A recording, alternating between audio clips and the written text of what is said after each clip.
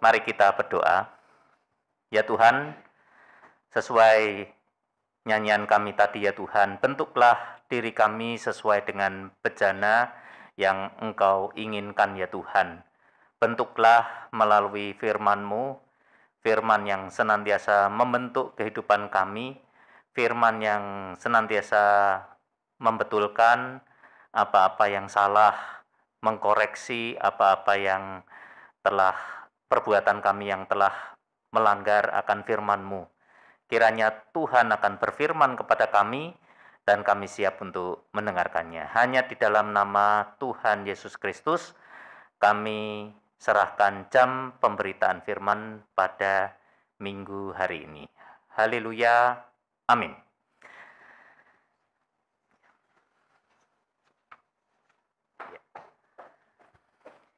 Shalom. Sudah 2 tahun kita nggak berjumpa ya.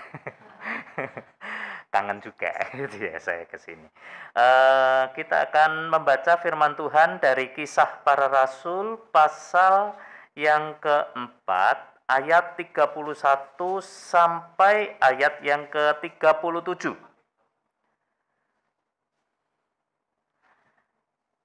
Kisah Para Rasul pasal yang keempat, kita akan baca mulai ayat 31 sampai ayat 37, demikian firman Tuhan. Dan ketika mereka sedang berdoa, goyanglah tempat mereka berkumpul itu, dan mereka semua penuh dengan Roh Kudus. Lalu mereka memberitakan firman Allah dengan berani. Adapun kumpulan orang yang telah percaya itu, mereka sehati dan sejiwa, dan tidak seorang pun yang berkata bahwa sesuatu dari kepunyaannya adalah miliknya sendiri. Tetapi segala sesuatu adalah kepunyaan mereka bersama. Dan dengan kuasa yang besar, rasul-rasul memberi kesaksian tentang kebangkitan Tuhan Yesus, dan mereka semua hidup dalam kasih karunia yang melimpah-limpah. Sebab tidak ada seorang pun yang berkekurangan di antara mereka. Karena semua orang yang mempunyai tanah atau rumah menjual kepunyaannya itu, dan hasil penjualan itu mereka bawa, dan mereka letakkan di depan kaki rasul-rasul, lalu dibagi-bagikan kepada setiap orang sesuai dengan keperluannya. Demikian pula dengan Yusuf, yang oleh rasul-rasul disebut Barnabas. Artinya, anak penghiburan, seorang Lewi dari Siprus. Ia menjual ladang miliknya, lalu membawa uangnya itu dan meletakkannya di depan kaki rasul-rasul. Demikian firman Tuhan. Berbahagialah kita yang mendengarkan firman Tuhan, merenungkan firman-Nya, dan melaksanakan firman Tuhan dalam kehidupan kita hari demi hari. Bapak, Ibu, saudara sekalian, jemaat GP Kristoris yang saya kasihi, baik yang ada di gedung gereja ini maupun di rumah masing-masing. Firman Tuhan telah kita baca, dan saya memang sengaja mulai dari ayat 31. Gitu ya. Kayak loncat gitu ya perikopnya gitu ya. Memang sengaja itu ya, memang sengaja. Mengapa? Karena ayat 31 itu dasar. Dasar yang menyebabkan ayat 32 sampai 37 itu ada, dasarnya di mana? Dasarnya ada di ayat 31. Jadi tanpa kita membaca ayat 31, kita nggak ngerti makna yang ada di ayat 32 sampai ayat 37 itu. Mengapa kok seperti itu? Dasarnya ada di 31. Kita baca sekali lagi, 31. Dan ketika mereka sedang berdoa, goyanglah tempat mereka berkumpul itu, dan mereka semua penuh dengan Roh Kudus. Lalu mereka memberitakan firman Allah dengan berani. Nah, Saya mulai dengan kata berani. Berarti sebelumnya mereka takut. Oleh karena kuasa Roh Kudus, baru mereka berani. Sebelumnya tadi saya katakan, mereka takut. Mengapa takut? Ada satu peristiwa yang melatar belakanginya. Peristiwa apa itu? Peristiwa pembunuhan Tuhan Yesus Kristus, junjungan mereka, guru mereka, yang selama ini mereka bersama-sama dengan Tuhan Yesus. Baru saja Tuhan Yesus disalib, dan kemudian pengikutnya itu dikejar-kejar. Kita ingat, itu pada waktu Tuhan Yesus mau disalib, ada muridnya salah satu, namanya Simon, yang disebut Petrus. Ditanya, kamu kan salah satu dari pengikut orang yang disesah itu, yang mau disalib itu. Simon Petrus menjawab apa? Tidak. Enggak, saya yakin.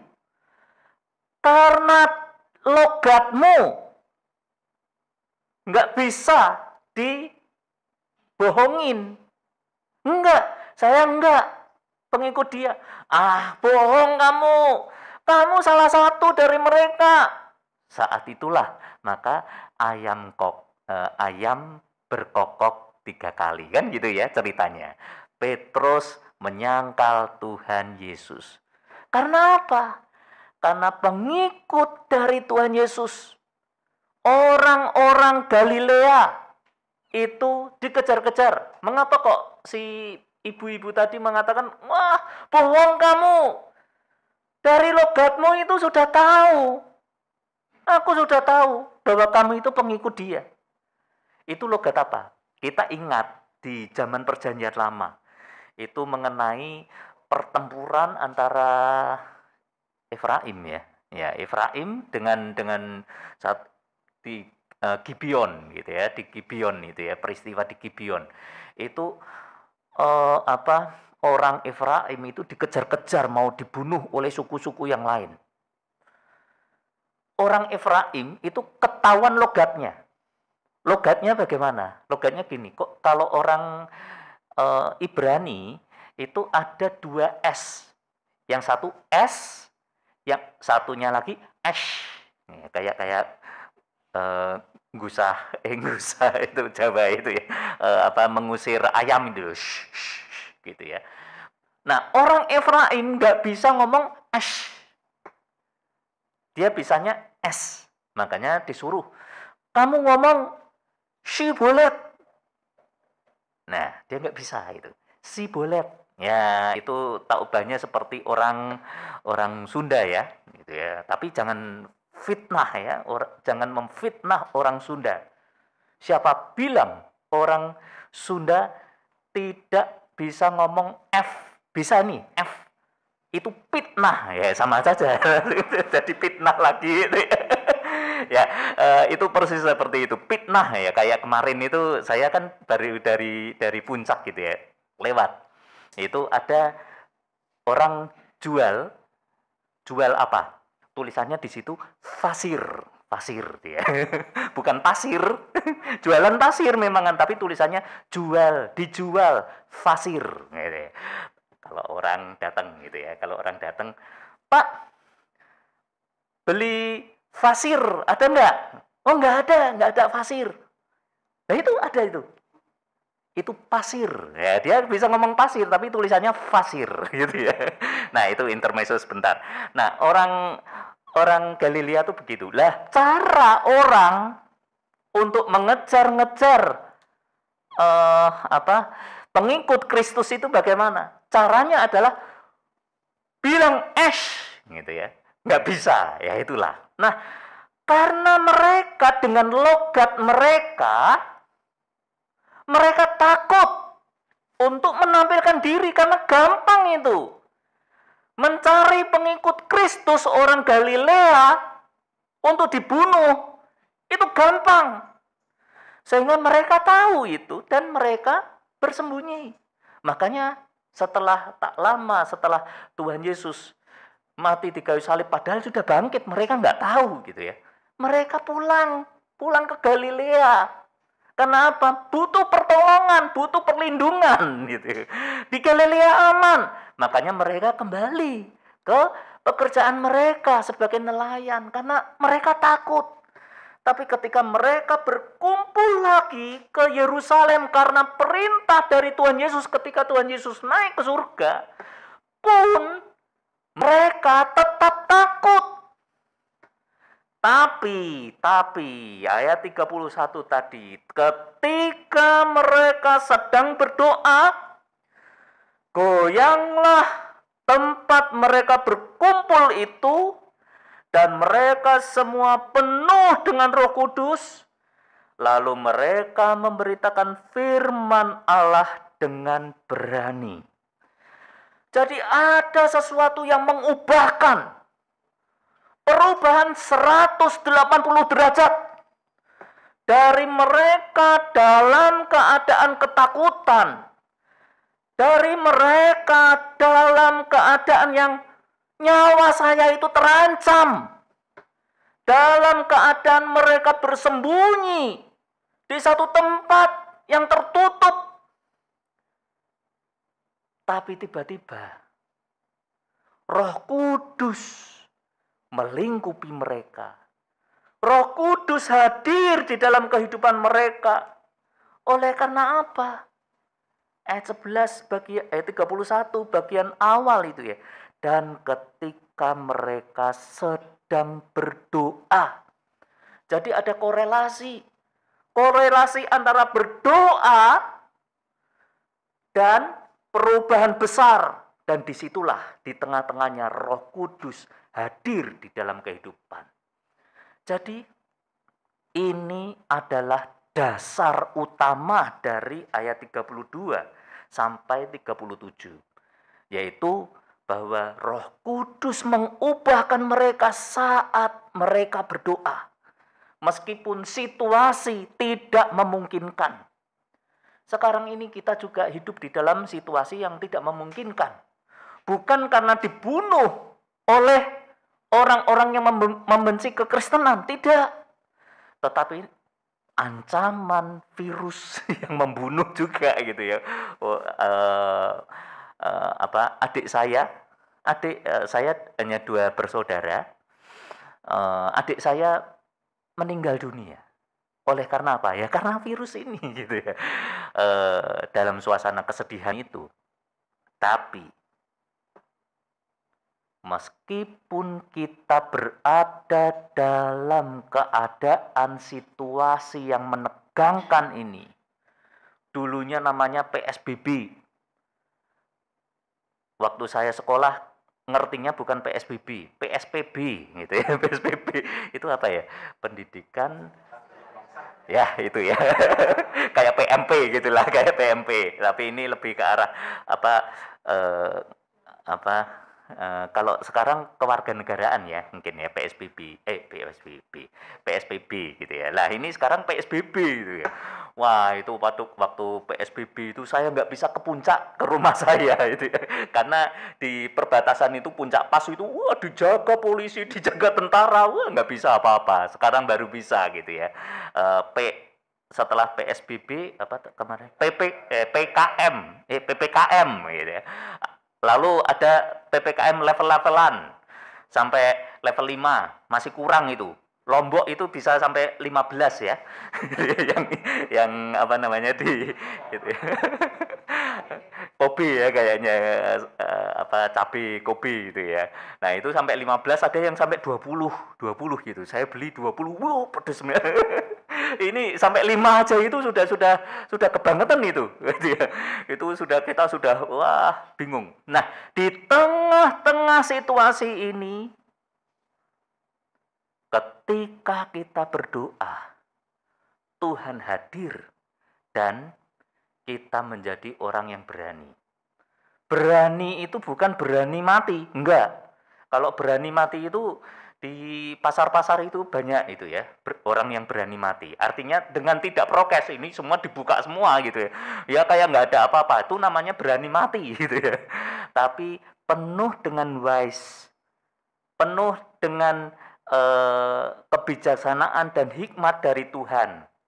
Tetap dengan protokol kesehatan, protokol kesehatan ya benar ya, prokes ya singkatannya. Dengan prokes yang ketat kita tetap menjalankan itu, tetapi di dalam menghadapi ini kita tidak boleh takut.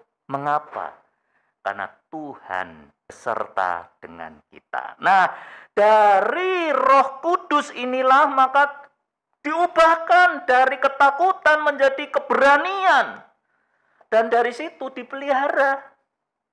Keberanian di dalam iman ini dipelihara. Dengan cara apa? Cara hidup jemaat itu. Yang punya dasar yaitu Roh Kudus itu.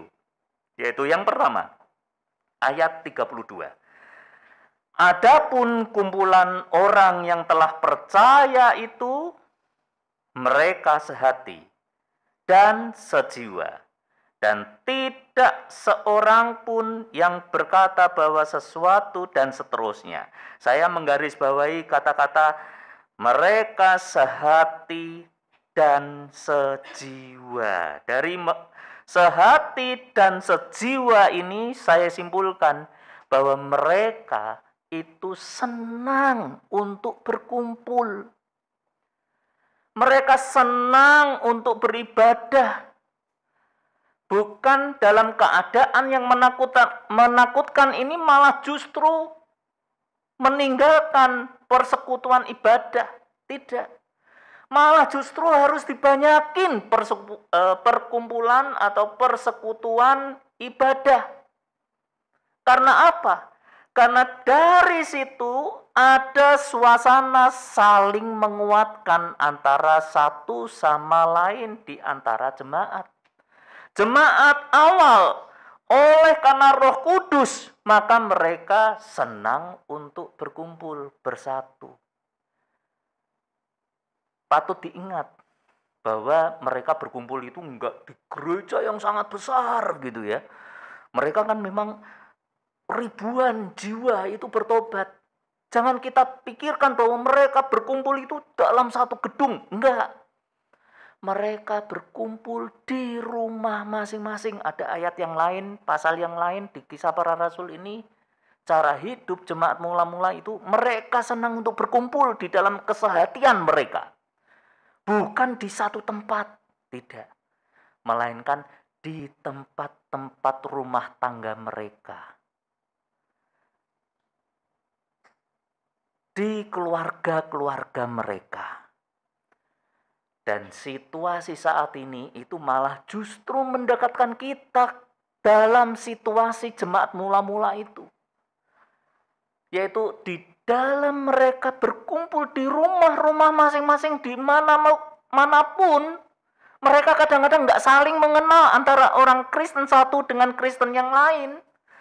Tetapi mereka itu dalam kesehatian, di dalam kesatu rohan itu, mereka memiliki satu persatuan yang kuat. Saya akan cerita sedikit. Munculnya lambang ikan dalam tradisi kekristenan. Gereja yang pakai lambang ikan itu GKMI. Kita pakai enggak ya? Enggak ya, enggak ya, salib aja ya. Tapi gereja yang pakai lambang ikan itu GKMI, Gereja Kristen Muria Indonesia. Itu ada lambang ikannya. Ikan itu dalam bahasa Yunani iktus. Lalu iktus itu singkatan dari ya. Jadi ada disingkat. Yaitu iktus itu Yesus Kristus Theos Huios Soter. Artinya Yesus Kristus itu Allah. Dia adalah anak Allah.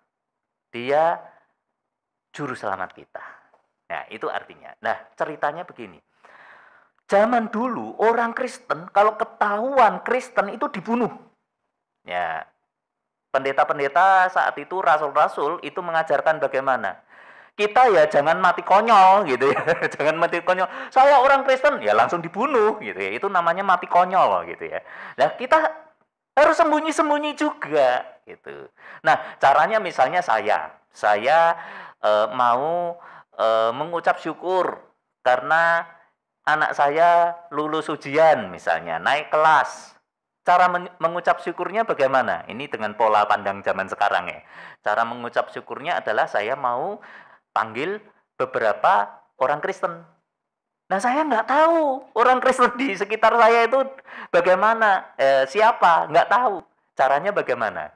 Caranya begini, saya pergi ke plaza. Plaza itu apa ya? Alun-alun. Nah, alun-alun. Lalu saya gambar ikan di tanah. Terus saya tungguin gambar ikan saya itu.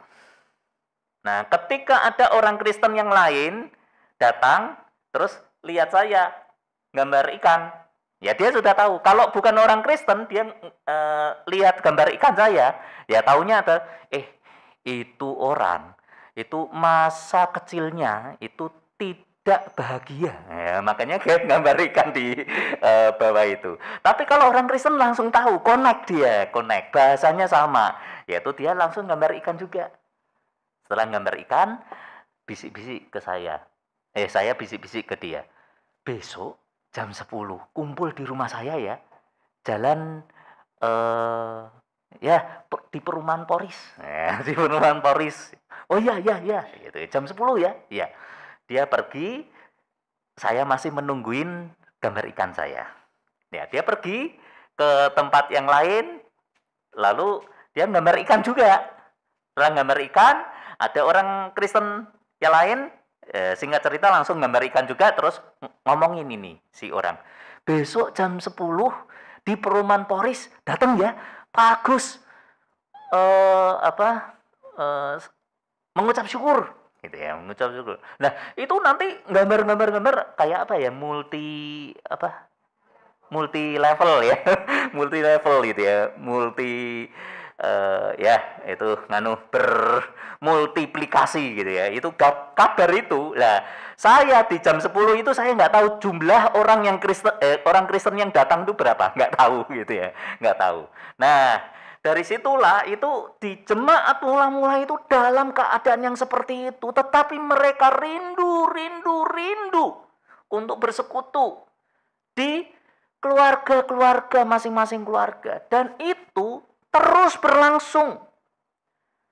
Memang kita saat ini dalam situasi seperti ini, kita nggak bisa datang di gereja banyak seperti yang dulu ya, nggak bisa lagi nih sekarang.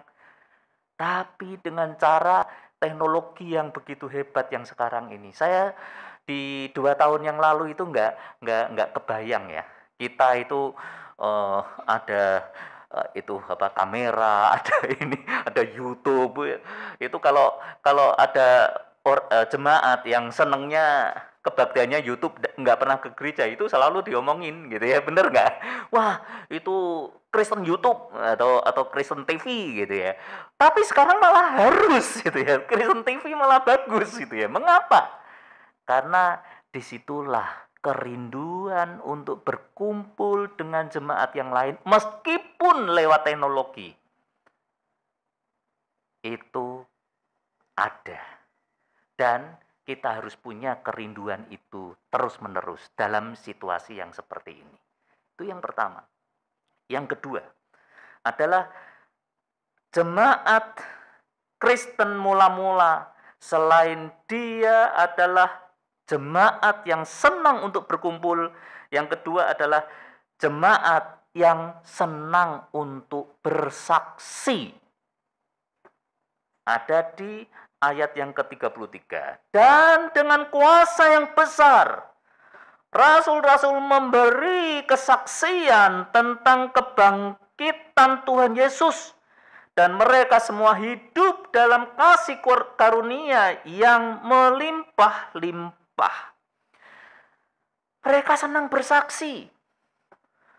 Kesaksian hidup mereka itu banyak sekali mempertobatkan orang-orang. Gereja dapat bermultiplikasi itu oleh karena kesaksian hidup dari orang-orang Kristen. Mereka tadinya takut. Oleh karena Roh Kudus mereka berani. Dan mereka berani bersaksi. Bersaksi untuk apa? Untuk kemuliaan nama Tuhan. Mereka menyaksikan, memberitakan kabar bahwa Tuhan Yesus itu telah bangkit. Mengapa kok Kristen Protestan gerejanya itu salibnya nggak ada Tuhan Yesusnya? Mengapa? Kalau gereja Katolik, gereja Lutheran itu Lutheran yang asli ya, Lutheran yang dari Jerman sana, itu salibnya ada Tuhan Yesusnya. Tapi gereja Protestan itu salibnya nggak ada Tuhan Yesusnya. Mengapa? Karena ini merupakan sebuah kesaksian yang seperti ini. Yang disaksikan memang include di dalamnya kematian Tuhan. Tetapi yang paling penting kabar sukacita itu adalah Tuhan Yesus sudah nggak ada. Kebangkitan Tuhan. Tuhan itu tidak selamanya di sini. Tuhan itu mempersiapkan surga yang mulia bagi kita. Saat kita dipanggil, kita sudah mendapatkan tempat itu karena Tuhan telah memberikan dan menyiapkan bagi kita semua. Itu adalah kesaksian kita. Dan kita harus memberitakan itu bahwa Tuhan Yesus telah bangkit. Salibnya telah kosong. Arti dari salib yang kosong itu apa? Itu adalah good news, kabar sukacita bahwa ada bekas di sini. Bahwa dia telah mati untuk kita. Tapi dia tidak selamanya mati. Dia bangkit untuk kita. Membangkitkan semua. Sehingga kita mendapatkan jaminan hidup kekal itu. Gereja yang bersekutu, berkumpul. Yang kedua, gereja yang bersaksi. Dan yang ketiga, gereja yang mengabdi. Memang di sini itu dikatakan kepunyaanku ya kepunyaanmu. Tapi jangan terus langsung istriku ya istrimu. Itu ada loh. Ada yang mempraktekkan itu aliran gereja apa itu? Family of Love sama Children of God. Nah, itu mempraktekkan seperti itu gitu ya. Itu namanya tafsiran ngawur gitu ya. Ini maksudnya itu perkara ekonomi. Dalam keadaan yang terhimpit seperti itu, harusnya tuh orang Kristen ini ya mereka juga hidup dalam keadaan yang miskin, serba miskin. Tetapi Roh Kudus mengubahkan jiwa-jiwa orang-orang Kristen, orang-orang yang menerima Kristus sebagai juru selamat pribadinya. Orang-orang yang memiliki, orang-orang yang dititipin Tuhan, berkat Tuhan. Tadi kan ada ya, titipan Tuhan gitu ya. Yang apa tadi ya, ada lagu ya tadi ya, atau ya itu ya. Titipan Tuhan. Itu hanya titipan Tuhan. Orang-orang kaya menjual harta bendanya. Maksudnya menjual itu apa? Maksudnya adalah ya ada yang membutuhkan. Ini saya sudah nggak perlu lagi ini. Wong saya nggak tinggal di sana. Nah, saya jual rumah saya yang ada di sana itu untuk jemaat-jemaat yang miskin. Karena situasi yang menjadikan mereka seperti itu. Nah, jadinya setiap orang Kristen yang hidup saat itu tidak ada yang berkekurangan. Pendetanya juga nggak ada yang kekurangan. Rasul-rasul itu bersaksi dan mereka hidup dalam kasih karunia dan mereka nggak akan kekurangan. Karena apa? Karena jemaat secara ekonomi itu mereka tahu, oh ada jemaat yang membutuhkan. Aku menolong mereka. Sehingga 3 hal yang dilakukan oleh jemaat ini itu benar-benar dilakukan. Kemudian penulis kitab Kisah Para Rasul ini, Dr. Lukas, itu memberikan contoh. Saya nggak bohong loh, nggak bohong ya, nggak bohong. Ada buktinya. Dia menyebut satu nama. Namanya siapa? Ayat 36. Demikian pula Yusuf yang oleh rasul-rasul disebut Barnabas, artinya anak penghiburan, seorang Lewi dari Siprus. Ia menjual ladang miliknya, lalu membawa uangnya itu, meletakkannya di depan kaki rasul-rasul. Untuk apa? Untuk membantu jemaat-jemaat yang membutuhkan. Situasi pada saat ini, situasi pandemi ini, kita harus melihat jemaat kita ada enggak yang kekurangan. Itu adalah mata iman orang Kristen. Jemaat GP Kristoris adalah seperti itu. Amin. Ya, yaitu orang-orang yang enggak tegaan. Jadi enggak tegaan itu sangat perlu. Enggak tegaan kalau ada orang Kristen, apalagi sesama GP Kristoris yang menderita. Kita harus berbagi kepada mereka. Dan pola hidup orang Kristen zaman dulu itu seperti itu. Di tengah-tengah pandemi, bukan pandemi ya, di tengah-tengah tantangan yang pembunuhan orang Kristen itu, tantangan penganiayaan. Tetapi jemaat saat itu nggak ada yang kekurangan. Karena apa? Karena tadi itu ada tidak tega kepada orang Kristen yang lain. Tapi ada contoh juga. Saya nggak bohong loh, itu si Lukas ngomong begitu. Ada contoh juga. Ananias dan Safira, pasal 5-nya ya. Itu mereka membohongin. Katanya menjual semuanya. Separuh disimpeni untuk aku, gitu ya. Untuk aku. Ya itu langsung dihukum oleh Tuhan ya, Ananias dan Safira. Ya, yang penting apa? Hati seorang Barnabas itu harus ada di dalam diri kita. Yaitu orang yang menjadi anak penghiburan. Artinya apa? Orang yang terhimpit, susah, bangkrut, sampai miskin. Itu jemaat kita. Nah, dia datang untuk menghibur. Ini loh, ini. Dah, kamu paling tidak dalam situasi yang seperti ini masih bisa makan. Ini. Ya. Jadi ada suasana saling tolong-menolong di dalam kehidupan jemaat. Jadi firman Tuhan pada hari ini menyatakan kepada kita, biarlah di dalam situasi sekarang banyak berdoa.